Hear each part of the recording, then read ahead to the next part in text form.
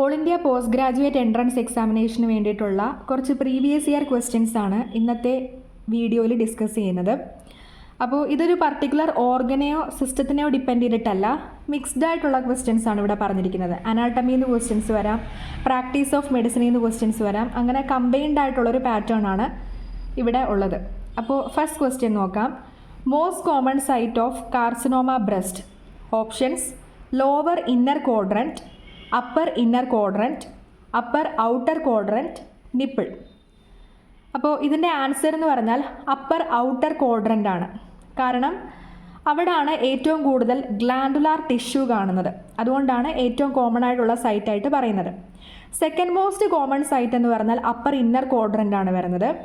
അതിനുശേഷം വരുന്നതാണ് lower inner ക്വാഡ്രൻറ്റും lower outer ക്വാഡ്രൻറ്റും. അപ്പം ആ ഒരു ഓർഡറിലാണ് വരുന്നത്. മോസ്റ്റ് കോമൺ സൈറ്റ് എന്ന് പറഞ്ഞാൽ അപ്പർ ഔട്ടർ ക്വാഡ്രൻ്റ് ആയിട്ടാണ് പറയുന്നത്. അപ്പോൾ അതിൻ്റെ റീസൺ ഇവിടെ ഒന്നും കൂടെ പറഞ്ഞിട്ടുണ്ട്. കാരണം അവിടെ ഗ്ലാൻഡുലാർ ടിഷ്യൂസ് കൂടുതലായിട്ടാണ് കാണുന്നത് അപ്പർ ഔട്ടർ ക്വാഡ്രൻറ്റിൽ. Next question: stress fracture occurs in.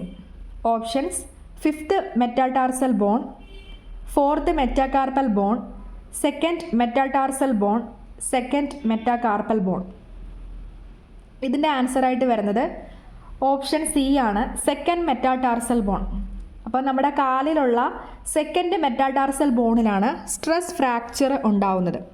അപ്പോൾ ഇതിൻ്റെ റീസൺ എന്ന് പറഞ്ഞാൽ ഇതിനെ നമ്മൾ മാർച്ച് ഫ്രാക്ചർ എന്നും പറയുന്നു.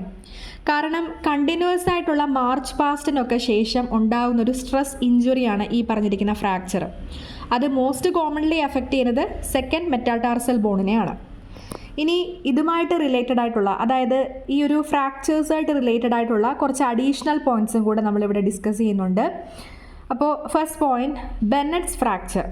ബെന്നറ്റ്സ് ഫ്രാക്ചർ എന്ന് പറഞ്ഞാൽ it is a fracture of the base of thumb resulting from forced abduction of the first metacarpal bone. അപ്പോൾ ഇത് നമ്മുടെ തമ്പിനുണ്ടാവുന്ന, ബേസ് ഓഫ് തമ്പിനുണ്ടാവുന്ന ഒരു ഫ്രാക്ചറാണ്.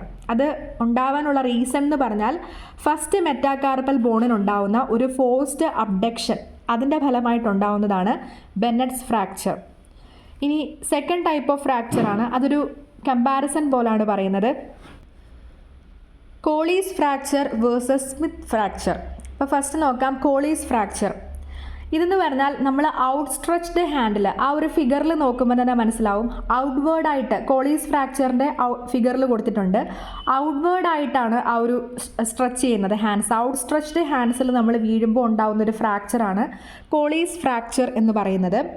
ഇനി സ്മിത്ത് ഫ്രാക്ചർ എന്ന് പറഞ്ഞാൽ അതിൻ്റെ നേരെ റിവേഴ്സ് ആണ് പറയുന്നത്. അതായത് it arises from falling on a flexed hand. രണ്ട് കേസിലും ലോവർ എൻഡ് ഓഫ് ദ റേഡിയസിനാണ് ഫ്രാക്ചർ ഉണ്ടാവുന്നത്. അപ്പം ഡിഫറൻസ് മനസ്സിലാക്കണം. കോളീസ് ഫ്രാക്ചർ എന്ന് പറഞ്ഞാൽ ഫോളിങ് ഫ്രം ഔട്ട് സ്ട്രെച്ച്ഡ് ഹാൻഡും, സ്മിത്ത് ഫ്രാക്ചർ ഉണ്ടാവാൻ കാരണം ഫോളിങ് ഓൺ എ ഫ്ലെക്സ്ഡ് ഹാൻഡാണ്. പാമാർ ഫ്ലെക്സ്ഡ് ആയിട്ടായിരിക്കും ആ സ്മിത്ത് ഫ്രാക്ചറിൻ്റെ കേസിൽ നമ്മൾ വീഴുന്നത്. ഇനി നെക്സ്റ്റ് ക്വസ്റ്റ്യൻ അല്ല, നെക്സ്റ്റ് പോയിന്റ് ആണ് പറയുന്നത്, ഗലേസീസ് ഫ്രാക്ചർ. ഗലേസീസ് ഫ്രാക്ചർ എന്ന് പറഞ്ഞാൽ ആ ഒരു ഫിഗറിൽ തന്നെ ക്ലിയർ ആണ്. അതായത് ലോവർ എൻഡ് ഓഫ് ദ റേഡിയസിന് ഒരു ഫ്രാക്ചർ ഡിസ്ലൊക്കേഷൻ ഉണ്ടാവുന്നു. അതിനോടൊപ്പം തന്നെ ഇൻഫീരിയർ റേഡിയോ അൾനാർ ജോയിൻറ്റിന് ഡിസ്ലൊക്കേഷനും സംഭവിക്കുന്നു. ഈ രണ്ട് കാര്യങ്ങളാണ് ഗലേസീസ് ഫ്രാക്ചറിൽ സംഭവിക്കുന്നത്. അതായത് ലോവർ എൻഡ് ഓഫ് റേഡിയസിന് ഫ്രാക്ചർ ഡിസ്ലൊക്കേഷനും ഉണ്ടാവുന്നു. ആ ഫ്രാക്ചറിൻ്റെ പടം ഇവിടെ കൊടുത്തിട്ടുണ്ട്. നെക്സ്റ്റ് അതിനോടൊപ്പം തന്നെ ഇൻഫീരിയർ റേഡിയോ അൾനാർ ജോയിൻറ്റിന് ഡിസ്ലൊക്കേഷനും സംഭവിക്കുന്നുണ്ട്. അതാണ് ഗലേസീസ് ഫ്രാക്ചർ എന്ന് പറയുന്നത്. നെക്സ്റ്റ് പോയിന്റ് എന്ന് പറഞ്ഞാൽ മെയ്ഡ്ലങ്സ് ഡിഫോമിറ്റി. ഇതുണ്ടാവാൻ കാരണം എന്ന് പറഞ്ഞാൽ dorsal subluxation of lower end of ulna. Lower end of അൾനയ്ക്ക് ഒരു ഡോർസൽ സബ്ലക്സേഷൻ ഉണ്ടാവുന്നു. സബ്ലക്സേഷൻ എന്ന് പറഞ്ഞാൽ ഒരു ഡിസ്പ്ലേസ്മെൻറ്റ് ഉണ്ടാവുന്നു. അപ്പോൾ ഇതിൻ്റെ കോംപ്ലിക്കേഷൻസ് ആയിട്ടുണ്ടാവുന്നൊരു കാര്യമാണ് non union and avascular necrosis of the proximal segment. ഈ രണ്ട് കാര്യങ്ങളാണ് ഇതിൻ്റെ കോംപ്ലിക്കേഷൻസ് ആയിട്ട് വരുന്നത്.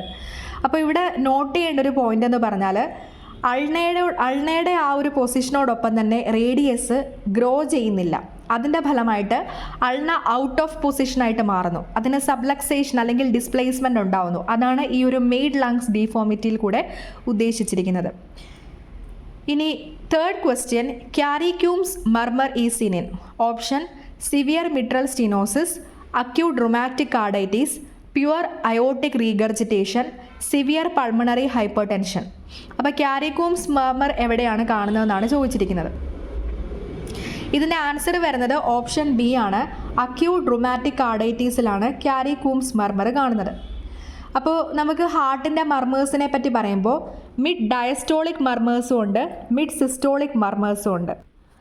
അതിൽ മിഡ് ഡയസ്റ്റോളിക് മർമേഴ്സിൽ വരുന്ന ഒരു ടൈപ്പ് ഓഫ് മർമറാണ് ക്യാരിക്കോംസ് മർമർ എന്ന് പറയുന്നത്. ഇത് അക്യൂട്ട് റുമാറ്റിക് കാർഡൈറ്റീസ് ഉള്ള പേഷ്യൻസിലാണ് ഈ ടൈപ്പ് ഓഫ് മർമർ കാണുന്നത്. അപ്പോൾ ഇതാണ് ഈ ഒരു സെക്ഷൻ. ഇതുകൂടാതെ നമുക്ക് എക്സ്ട്രാ ഒരുപാട് മർമേഴ്സിനെ പറ്റി പഠിക്കാനായിട്ടുണ്ട്. മിഡ് സിസ്റ്റോളിക്കും ഉണ്ട്, മിഡ് ഡയസ്റ്റോളിക്കും ഉണ്ട്. മിഡ് ഡയസ്റ്റോളിക്കിൽ വരുന്ന വേറെ 2-3 എക്സാമ്പിൾസ് ആണ് Graham Steell murmur, Austin Flint murmur എന്നിവ. അപ്പോൾ ഗ്രഹാം സ്റ്റീൽ മർമർ എന്ന് പറഞ്ഞാൽ പൾമണറി റീഗർജിറ്റേഷൻ്റെ സമയത്തുണ്ടാകുന്നൊരു ടൈപ്പ് ഓഫ് മർമറാണ്. ഓസ്റ്റിൻ ഫ്ലിൻറ്റ് മർമർ എന്ന് പറഞ്ഞാൽ അയോട്ടിക് റീഗർജിറ്റേഷനുമായിട്ട് റിലേറ്റഡ് ആയിട്ടുള്ള ഒരു മർമറാണ് ഓസ്റ്റിൻ ഫ്ലിൻറ്റ് മർമർ എന്ന് പറയുന്നത്. അപ്പോൾ നെക്സ്റ്റ് ക്വസ്റ്റ്യനിലേക്ക് കയറാം. Corkscrew appearance is found in options achalasia cardia, CA oesophagus, hiatus hernia, diffuse oesophageal spasm. അപ്പം ഈസോഫാഗസിന് കോർസ്ക്രൂ അപ്പിയറൻസ് എവിടെയാണ് കാണുന്നത്? അതിൻ്റെ ആൻസർ എന്ന് പറഞ്ഞാൽ ഓപ്ഷൻ ഡി ആണ്, ഡിഫ്യൂസ് ഈസോഫാജിയൽ സ്പാസം. അതിൻ്റെ ഒരു റെപ്രസെൻറ്റേഷൻ ഇവിടെ കൊടുത്തിട്ടുണ്ട്. ഈസോഫാഗസിന് ഹൈ ആംപ്ലിറ്റ്യൂഡ് കൺട്രാക്ഷൻസ് ഉണ്ടാവുന്നതിൻ്റെ ഫലമായിട്ടാണ് ഈ ഒരു കണ്ടീഷൻ കാണുന്നത്. അപ്പോൾ ഇതിനോടനുബന്ധിച്ച് നമുക്ക് ചെസ്റ്റ് പെയിനും ഡിസ്ഫേജിയയും ഒക്കെ നമുക്ക് അനുഭവപ്പെടുന്നു. അപ്പോൾ ഇതിൽ കാണുന്ന ഈസോഫാഗസിൻ്റെ ഒരു അപ്പിയറൻസിയാണ് കോർസ്ക്രൂ അപ്പിയറൻസ് എന്ന് പറയുന്നത്. അത് നമ്മൾ ബേരിയം മീൽ എക്സ്റേയിൽ കൂടിയാണത് മനസ്സിലാക്കാൻ പറ്റുന്നത്. അപ്പോൾ ഇതുമായിട്ട് റിലേറ്റഡ് ആയിട്ടുള്ള എക്സ്ട്രാ കുറച്ച് പോയിൻറ്റ്സ് കൂടെ പറയാം. അതായത് അക്ലേഷ്യ കാർഡിയ അല്ലെങ്കിൽ കാർഡിയോസ്പാസം. ഇതിൽ സംഭവിക്കുന്നതെന്ന് പറഞ്ഞാൽ ഡീഗ്ലൂട്ടേഷൻ്റെ സമയത്ത് നമ്മുടെ ലോവർ ഈസോഫാജിയൽ സ്ഫിങ്ക്റ്ററിന് പ്രോപ്പറായിട്ട് റിലാക്സ് ചെയ്യാൻ പറ്റത്തില്ല. അതിൻ്റെ ഫലമായിട്ട് ഒരുപാട് മണിക്കൂറിന് ശേഷം നമ്മൾ ഫുഡ് കഴിച്ചിട്ട് സെവറൽ അവേഴ്സിന് ശേഷം ഫുഡ് റീഗർജിറ്റേറ്റ് ചെയ്യുന്നു. അപ്പോൾ ഇതിൻ്റെ ഒരു പ്രത്യേകമായിട്ടുള്ളൊരു അപ്പിയറൻസ് ആണ് ബേരിയം മീൽ അപ്പിയറൻസ്. നമ്മൾ ഇമ്പോർട്ടൻ്റ് ആയിട്ട് മനസ്സിലാക്കണം. ബേർഡ് ബീക്ക് അപ്പിയറൻസ് എന്ന് ഓർക്കുക. അക്ലേഷ്യ കാർഡിയയിൽ കാണുന്നതാണ് ബേർഡ് ബീക്ക് അപ്പിയറൻസ്. അതേസമയം കോർസ്ക്രൂ അപ്പിയറൻസ് കാണുന്നത് ഡിഫ്യൂസ് ഈസോഫാജിയൽ സ്പാസത്തിലാണ്. ഇനി ലാസ്റ്റ് ക്വസ്റ്റ്യൻ ആണ്. Bad prognosis in the scleroderma when associated with options renal failure, cardiac involvement, bleeding diathesis, respiratory failure.